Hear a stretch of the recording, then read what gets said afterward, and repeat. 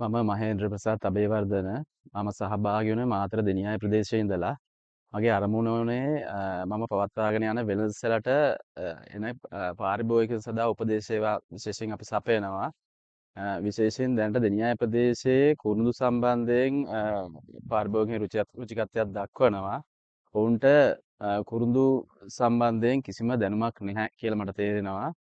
ඉතින් අපි කුරුඳු පුහුණුව විද්‍යාලයට පැමිණියේ ඒ වෙළඳසැලට පැමිණ පාරිභෝගිකයන්ට අවශ්‍ය උපදේශක සේවා සැපයීම, ඒ වගේම ඒවට අවශ්‍ය යෙදවුම් කොහොමද පාරිභෝගිකයන්ට භාවිතා කරන්න කියලා දැනුම ලබා දෙන්න.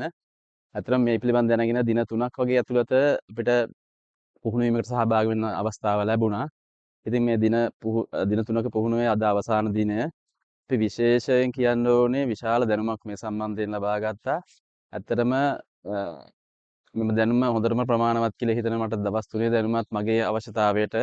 ඉතින් මේක සංවිධානය කරපු අපිට දේශන පැවැත්වූ සියලුම දේශකවරුන්ට සංවිධායකවරුන්ට අපි ගොඩාක්ම ස්තුතිවන්ත වෙනවා මේ අවස්ථාව අපිට ලබා දීම සම්බන්ධයෙන්.